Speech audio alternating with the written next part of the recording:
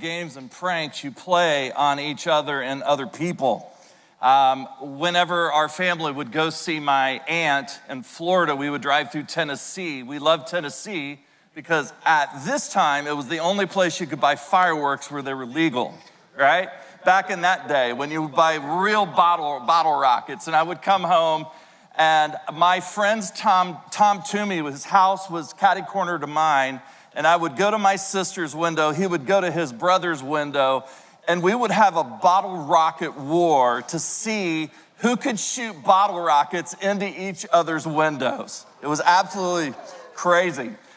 Gen Xers, raise your hand if you come from the greatest generation this country has ever seen. That's right.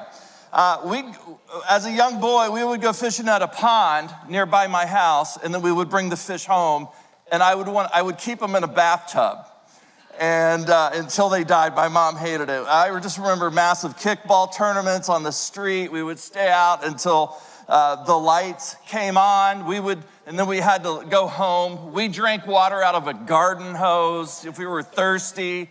The whole goal was to get out of the house. And what I loved the pranks. I saw a reel on Instagram that I thought, I would do this if I lived near the shore. Take a look at this. All this. Man, you got it all over my fingers. This looks really good. This is tonight's dinner.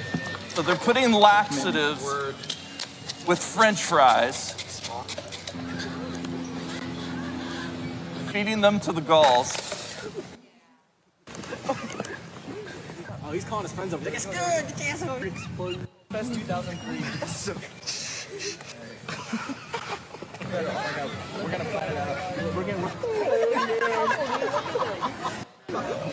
God.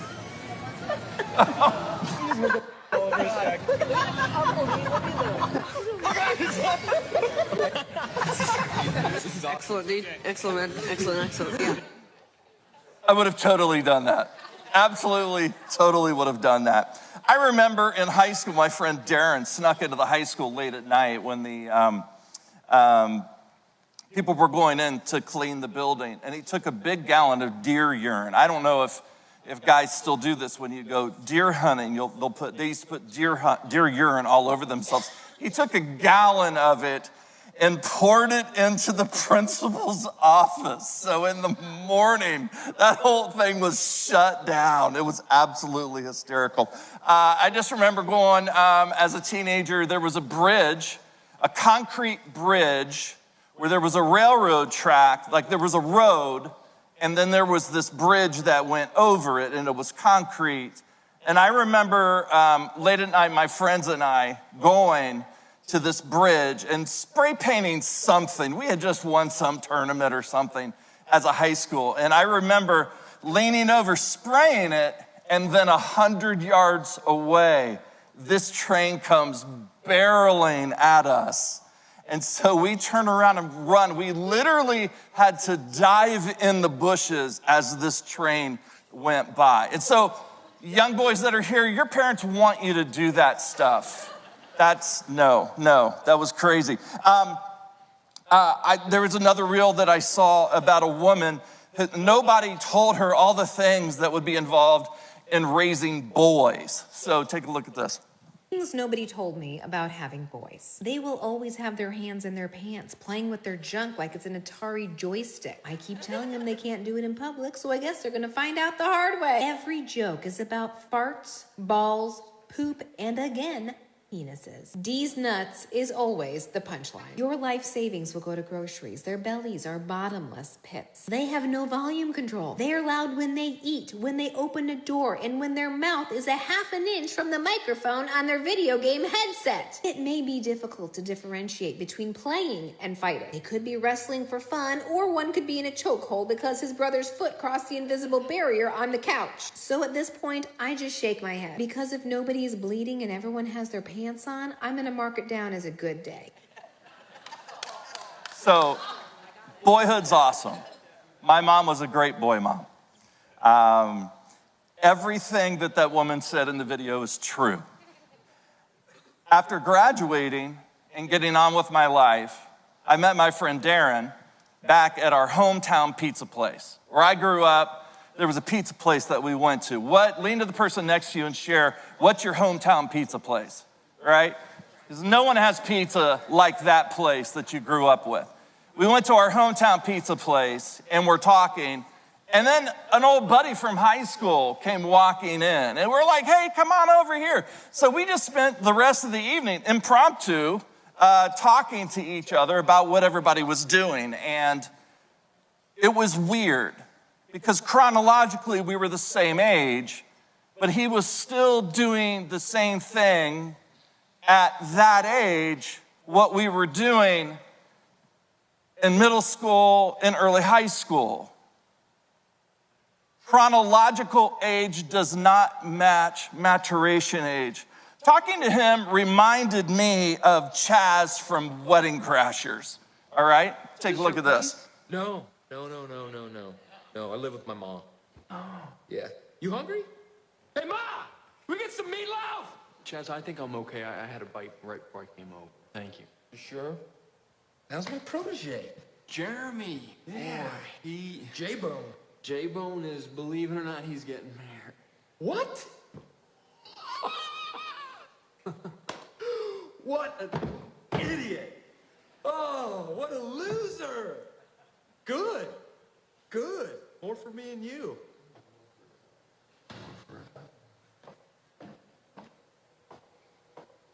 I gotta go. Hey, babe. Yeah. You do whatever you have to do.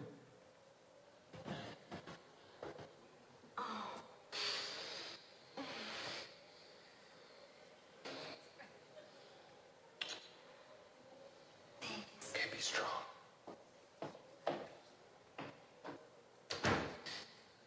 I'm just living the dream.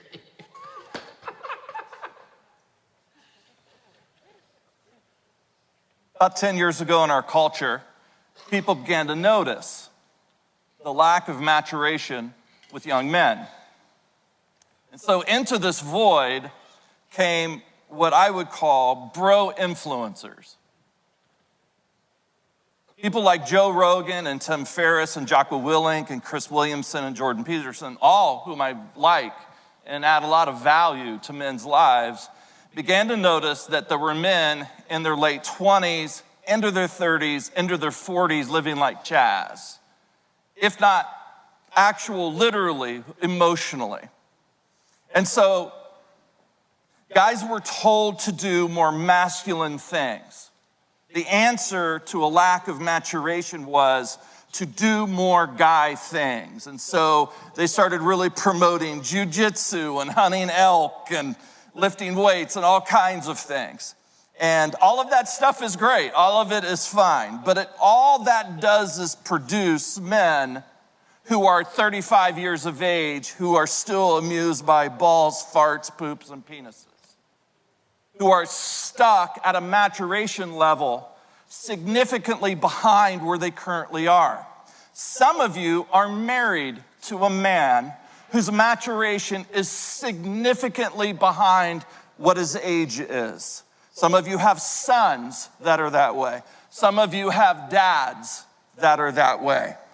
And so, do jujitsu, be strong, lift weights. I love what this one bro influencer was telling men to do. Take a look at this. A man under the age of 30 should be able to walk into any room and know if it got real, they could kill and eat everybody or outrun them. You should be really strong and really fast. Kill and eat everyone and be able to outrun them. That is not the advice your son needs. That's not the advice your dad needs, your husband or your uncle. Because all bro masculinity does is it takes immaturity to a later stage. And the games are fine when you're in middle school. The games are not fine suddenly now when you're in a relationship and you have children and there's money that's on the line. When life gets real, what we need is wisdom from the one who can see the long-term ramifications our behavior will have on our great-grandchildren. Men need a plan that works, designed by the person that made us, that understands masculinity, but is not going to veer off into stupid bro influencer culture, okay? And so this is what this teaching series is all about that we're starting today. We're starting a new series called The 5 Marks of the Man. And whether you're here watching us online or you're here with us in person, we want to let you know that for these 5 weeks, what we're going to be doing is we're going to be looking at the 5 areas every man has to go from boyhood to manhood. And we're going to get very real. And women, I just want you to know this is as much, literally, and you will see, as much for you as it is for the man, because we don't communicate very well. And so there are going to be a lot of times during this series where you're going to be like, that's why my dad did this. That's why you're doing this. This is what you're struggling with right now. At the end of every talk, it's going to be men who are going to do the first part of the sermon, and then a female on staff is going to come out and back cleanup at the end and give reflections. It's sort of like whenever I have a sermon, I go to lunch. You don't get to see what my wife says. Sometimes it was really good. Sometimes she was embarrassed over something. You should never do that, whatever. They're going to come out and they're going to give a reflection at the end and some questions for women to think about. So, we know, women, that you want us to succeed, and what we want to say is that if we're your son, if we're dating you, if we're married, we need you to help us mature, because we're not going to do it on our own. And statistics tell us that a man will not talk to another man about what's going on. Men prefer to talk to women. And so we're trying to break that by getting men into groups where we're going to be transparent, real with one another. But just know that is just the MO of men. Given the choice, we would prefer to talk to a woman than a man. Achilles said, we men are wretched things. We know we haven't had good role models. We know that we have made mistakes. We know we aren't as skilled and comfortable at talking about what's going on inside of ourselves. And so we need your help, not your judgment. We don't need your judgment anymore. We need your help. So fortunately, there's a godly biblical roadmap for all of us to follow as we talk about this, okay? So today what we're going to do is we're going to talk about the first mark of a man. And that is, boys live day to day. Men have a vision for their lives. Boys live day to day. Men have a vision of who they are and what they're going to do with their lives. Now, what does the Bible have to say with having a vision for your life? We're going to look at a verse that you've heard in weddings, probably a lot, 1 Corinthians 13, but it's 1 Corinthians 13:11. It's the part of that passage you never hear read, and it's this. When I was a child, I talked like a child, I thought like a child, I reasoned like a child. When I became a man, I put the ways of childhood behind me. Now, what I want you to do is I want you to understand that the Greek word for child does not mean a child of a childlike age. And so what I want you to, here's how I want you to say this. When I was a man-child, I talked like a man-child, I thought like a man-child, I reasoned like a man-child. When I became a man, I put the ways of man-childhood behind me. Because the word that's used for children is pais. We get our Greek word pedagogy from this. And it's child, and the pais is child in the ordinary chronological sense. And so that's what Paul could have used. And so if you can go to the next scripture right here. Go to the next one right here. After the festival in Luke, it says, while his parents were returning home, the boy, chronological boy, Jesus, pais, stayed behind in Jerusalem. But that's not the Greek word that Paul uses. The Greek word that Paul uses, go to the next slide, is nepios. We get our word nepotism from it. But it's a person, usually a child, but sometimes a man-child, who is unable to reason and speak clearly. You ever been in a conversation with someone that's 38 and they can't reason or think clearly? The stuff that they're throwing at you, the argument, the testosterone, the rage, underneath all of this, this is what the Apostle Paul's talking about. So my question to you is, you're not a child anymore, but are you a man-child? Are you doing man-child things? Brian Tome says this, he says, the transition to manhood is not marked by age, it is marked by your mindset and your actions. It is about assuming responsibility for your place in the world, stepping into a new reality, one defined by strength, purpose, and a code of honor. And so, if you're a man and you're 19, you're technically not a child anymore. But you see a lot of 19-year-olds acting like a man-child. Just go to Penn State on the weekend. You get to 20, 21, 22. When you graduate college, you're like, oh, I need to go, and I'm an adult now, I need to go into the real world. What the Apostle Paul is saying is that there are people, men, who leave the sphere of actual chronological childhood and they're catapulted out into life, but they're still unable to reason and think like a man would at the particular age. Psychologist Daniel Levison said there are 3 phases that every man goes through. The first one is boyhood. The task is to learn how to be an adult. Your job as a parent, if you have a boy, is to teach that boy how to be a man. Your job is not parenting a child, you are raising a man. And so that's the home run that you're aiming for. When you leave boyhood, you transition to early manhood. Levinson says, early manhood, the task is to build a life. And this is getting an education and a job and family, money, kids, all that sort of thing.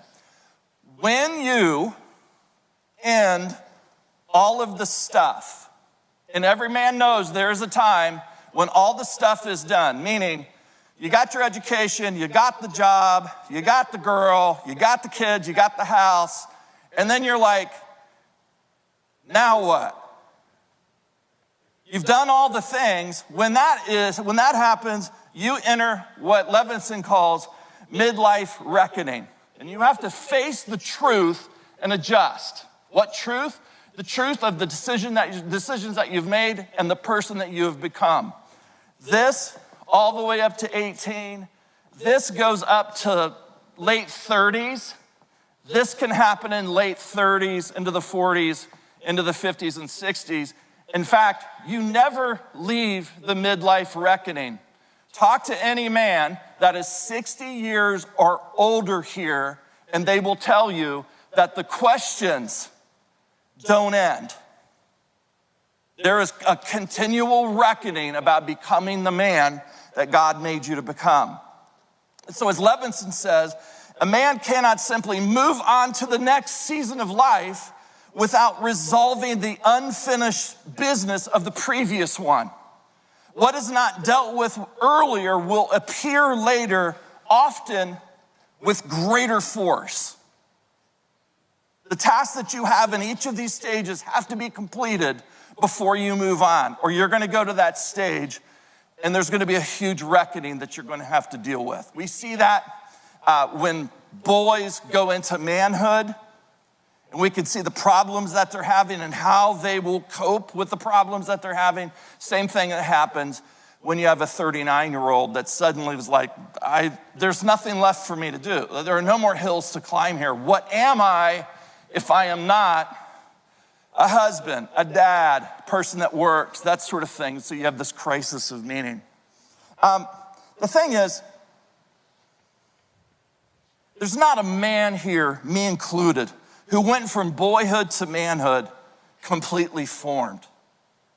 Every single man here has brought into that next stage a level of brokenness, some of us more than others.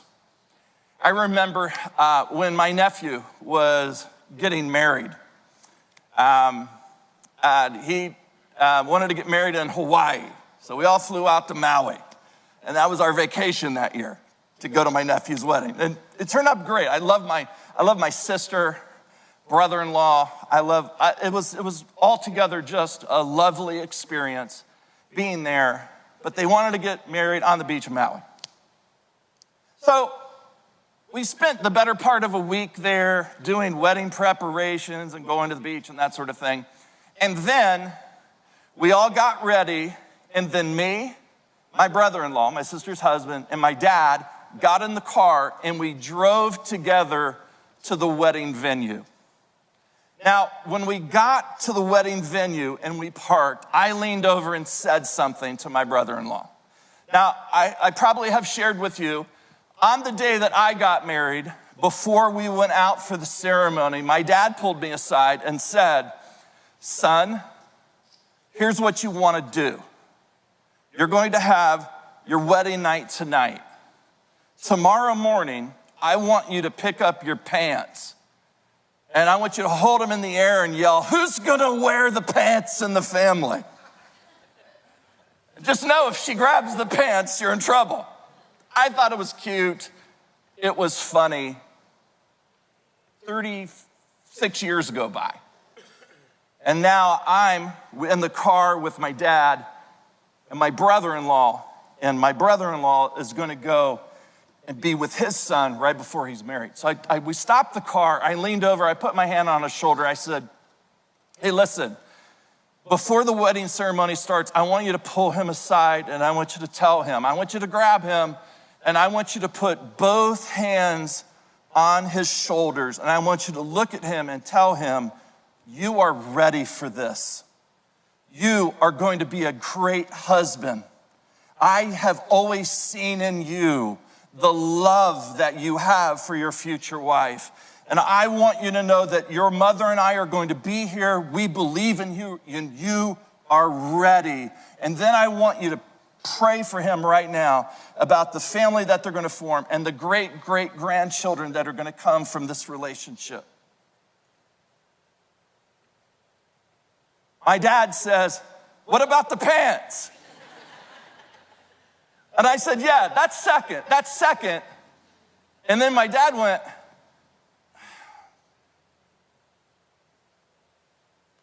because he realized he'd missed it with me. I needed him. I was telling my brother-in-law that because that's what I needed to hear. Now, I don't knock my dad because he was 100 times better than the jerk that raised him. But there's not a person here that doesn't go into each of these stages with a little bit of woundedness. What we have to do as men is acknowledge that. Having a vision, as we say, this is who we are. I'm not going to throw blame on anyone else. Who is responsible? I am responsible. Did I create the mess? No, but I am responsible for cleaning up the mess. Now, nepios was how you would describe my grandfather. Nepios is how you could have described some of us here in this room. Nepios is how you could describe some of the men that are in this room now, some of us now, men, children. So mark number 1 is boys live day to day, men have a vision for their lives. And so what is needed to go from boyhood to early manhood? What you have to do is you have to take responsibility for your life and end the childish games. God told Abraham, go from your father's household. Leave it. You're going to become a man now. And so I have a checklist I want to give to every guy right now going from boyhood at the age of 18 into early manhood. What do you have to do? What are the things that you need to focus on? What are the things that some of your sons need to focus on? Number 1, you need to pay your own way. I have friends that are 29 years old and sit in their parents' basement playing video games all day. Number 2, get a good job. Follow your passion is stupid advice. You want to do something you're good at and you can make money at. The reality is you're going to have, the statistics say, 13 different vocations between now and the time that you retire. The skill that you want is ingenuity and motivation and discipline, not sticking to one particular thing. Number 3, find a good girl who cheers for you. Looks are great, but men don't fight with their wives over looks. They fight because they're constantly being criticized. A good woman is a self-aware woman.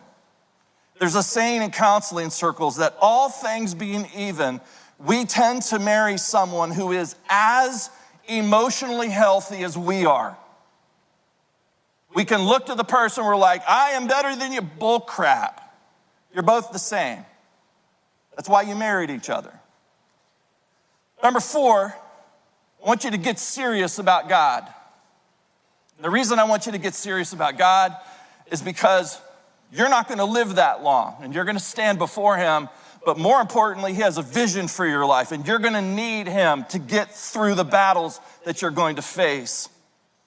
Number 5, deal with your emotional baggage. This should start in boyhood and not wait until early manhood. But early manhood typically is when we say, I have been running on bad gas, I need to deal with this. Carl Jung says, until you make the unconscious conscious, it will direct your life and you will call it fate. Until you realize what is going on behind the scenes that are causing you to act that way. Until you bring it out into the surface and you look at it for what it is. And you have to grieve it because it's involving loss and pain, but then being responsible for it. Until you do that, you're going to call it fate.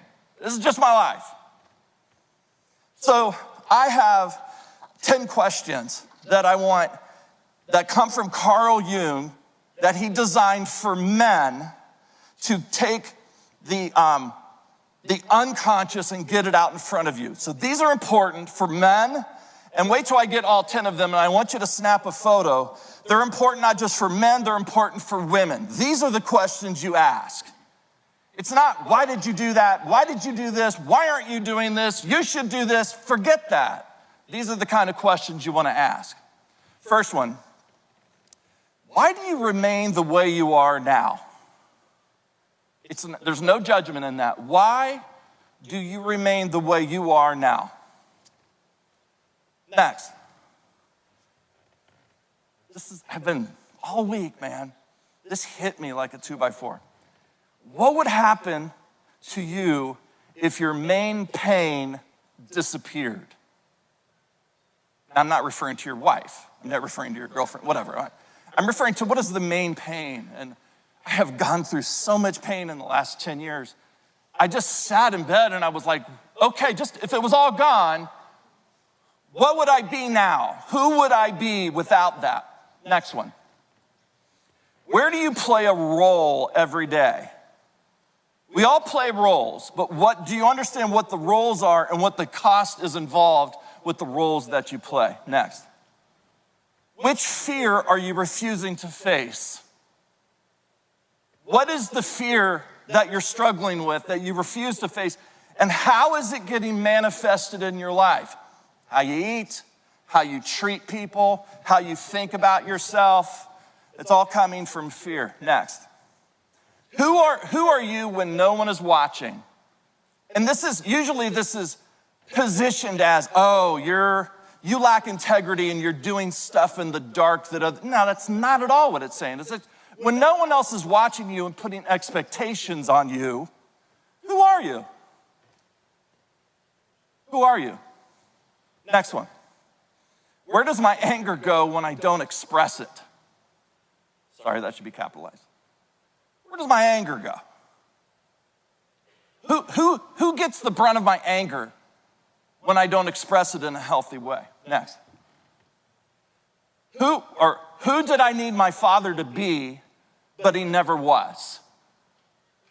I hate this question to think about it with my dad because my kids also need to think about it with me. And that is where the humility comes in. And that's why you need to deal with this as much as you can, so that we tell our kids all the time, our whole goal is to help you become better than we were. That's it. Next. In what ways am I still rebelling against or imitating my father? Right? I'm imitating what he did, or I'm rebelling against what he did or who he was. Both of these are unhealthy. So we are either imitating our fathers or we're rebelling against our fathers. Next one. What did I build my life around that no longer gives it meaning? We all are building our lives around a goal, a direction. I'm going to do this. I'm going to be this. And that's why when you get to the midlife reckoning, a lot of people are asking this question: what did I build my life around that no longer gives it meaning? I did the stuff that I said I wanted to do, or I didn't do the stuff. What now? So that's early manhood, or that's boyhood to early manhood. Let's talk now about early manhood to midlife reckoning.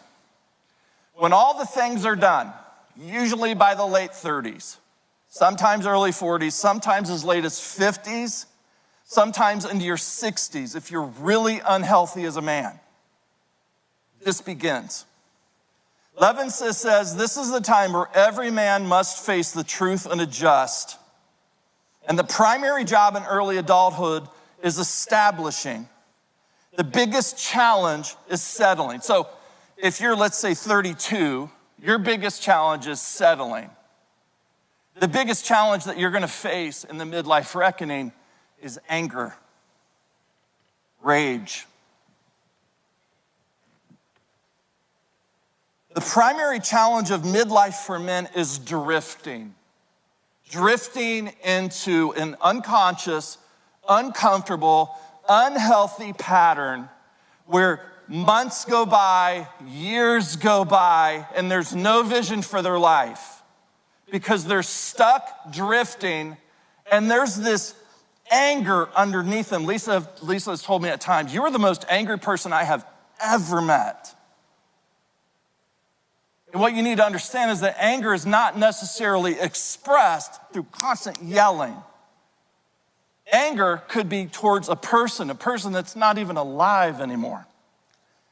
I remember when I went into midlife reckoning, and it reminded me of that beginning of Dante's Inferno. In the middle of the journey of our life, I found myself astray in a dark wood where the straight road had been wholly lost. And the things that used to excite me no longer did. The motivation that drove me in my 20s and 30s, I realized actually was bad fuel for me. And so Levinson is right, 40 is a time of reckoning. And unlike many of you who say that a midlife crisis happens once and then you move on, and the midlife crisis is, I'm gonna go buy that car, or I'm gonna go do this thing, or you're gonna be stupid, I'm gonna go have that affair, or I'm gonna leave my family. It's not what a midlife crisis is. You may do those stupid things at midlife, but midlife is a reckoning with who you've become. Remember our verse today. Let's all read this together in the way the Apostle Paul meant it. When I was a man-child, I talked like a man-child. I thought like a man-child. I reasoned like a man-child. When I became a man, I put the ways of man-childhood behind me. What are those ways? The word that the Apostle Paul uses for man is aner. And again, it's not chronological age. It is about taking responsibility. First and foremost, for family and providing and all that kind of stuff, protection. But it's about taking responsibility for who you've become. My question to you is, have you done that yet? Have you taken responsibility for who you've become? That's the moment when you stop drifting and there's intentionality. Midlife reckoning is the time where you ask questions like, is this the life I meant to build? Is this the career I would have chosen? Who am I apart from being a dad or a husband? What do I do in the years that I have left? Because anger is so much a part of this phase, we misplace our anger outwards towards other people. My problem is not me. My problem is you. You're a witch. I hate you. You suck so bad. You bring me down. All you do is this and this and this and this. That's misplaced anger. That's drifting. That is not taking responsibility for your life. Your problem is not that other person or people. It's you unwilling to acknowledge, grieve, and then take responsibility for the man that you've become. There have been some quotes that have helped me about this transition. So for those of you that are in your 30s, going into this phase, for those of you who are already in this, for women that are here that are struggling with how to help men who are going from boyhood to early manhood to that midlife reckoning, listen to these quotes. Midlife is the season when we are asked to let go of who we thought we were supposed to be. Henry Nouwen. Midlife is when we realize that the game we have been playing is not the game we were meant to win. The first half of life is about building the container. The second half is about filling it. If we refuse the second task, the container becomes a prison. Brené Brown says, midlife is when the universe hands you a clipboard and says, be honest now. Parker Palmer says, in midlife we are called to let our lives speak. Not the life we planned, but the life that is unfolding. When we listen carefully, when we hear a voice that says, this far and no farther. Now you must live from a deeper place. And then finally, Richard Rohr, most people do not really grow up. They merely grow older. They keep living out of their first half of their life's programs, trying harder what no longer works. And midlife is the invitation to a necessary humiliation, the surrender of false control, so that a deeper wisdom can finally emerge. So I have 3 big asks for everybody today. Those of you who are at home because of the weather, I want you to back next week. I want everybody to be here for the next 4 weeks as we dive deeper into what we're talking about and the interplay between men, families, and women that are in their lives. So I want to encourage you to be here for the next 4 weeks. Men, I want to encourage you to join a group. You can join a group, you don't have to say anything, but my gosh, will you frickin' man up and join a group for just a few weeks? Come on. Come on. Seriously, come on. You hear us talk about groups all the time. Most of you don't do it enough. Just for this, join a group. This is the one time women are allowed to bug their husbands relentlessly to get them to join that. And then finally, I want to encourage you to buy the book, The 5 Marks of a Man, and begin reading it. My wife should be coming out here. Now, what we're going to do each time, we're going to leave enough room to where, do you need this? Sure. Okay. All right. And we haven't talked about this, so I have no idea what you're going to say. I just know that when I was reading your sermon, I got to the bottom and it said, and I will invite Lisa out. And I was like, to back cleanup? I'm not really sure. But actually, Brian, thank you for that message. I'm glad that he spoke today, introducing this series. And so I'm just going to provide maybe some bonus commentary, translate whatever we want to call it. Becoming a man isn't about age. It's about responsibility. And as the Apostle Paul said, when I became a man, I put the ways of childhood behind me. That was something that really stood out to me. Just talking about, like, it's not chronological. Because as Brian shared, and if you've been around a while, I don't know anybody who adored his father and looked up to and respected his father more than Brian. But even the best of us, no matter how hard we try, no matter how much we surrender, no matter how much we learn, we don't always get it right. There are going to be things in our life that we all need grace for. But when the men in our life, when they're hurting, it impacts us. But when the men in our life choose to make the decision to take responsibility, to say, not to be perfect, but to say, I'm gonna own my own growth. I'm gonna deal with unfinished business in my life. I'm gonna stop blaming. I'm gonna stop drifting. When the men in our life do that, that creates stability for us. It creates safety and trust and men that don't interrupt. Talk about anger, how it affects women, and how it comes out, not just in yelling. This has been a struggle for us right now. Whoa, and this was not rehearsed. No, it wasn't. This was not written. I just want to be honest with them. When you are angry, when my dad was angry, why'd you do this?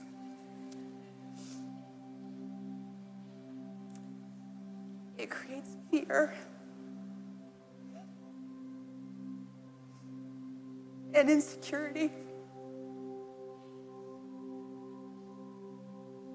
But when our men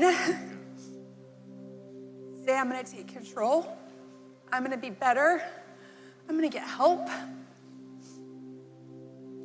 it creates trust and partnership. Sorry, And I know that when you're doing those things,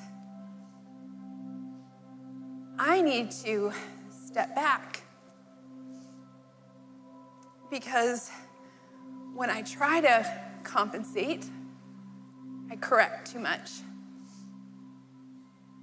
That's not what you need. And it comes from a good place, but it's not going to help you become the man that God has created you to be. All right, well, thank you for doing this. And we need to move into communion time. Okay, this week in dynamic marriage.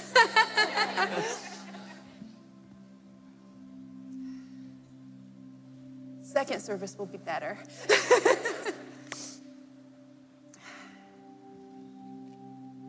I think for those of you who are here at CCV and you've been around a while, I think one of the things that you appreciate about Brian and his teaching and leadership is that he's real. And he just caught me off guard. And that might be catching you off guard, and I hope you're not too uncomfortable. But I hope you realize and see that when we all strive to be men and women of God, God can work in us and do things that we can't do on our own. And that's something that when we come to communion, we remember, God, thank you for loving me. Thank you for working in me in a way that I can't. And I am just grateful. Thanks for watching today's message. Make sure to check out Brian's new book, Finding Favor, God's Blessings Beyond Health, Wealth, and Happiness. To sign up for Brian's newsletter, please go to Brian's website at brianjones.com.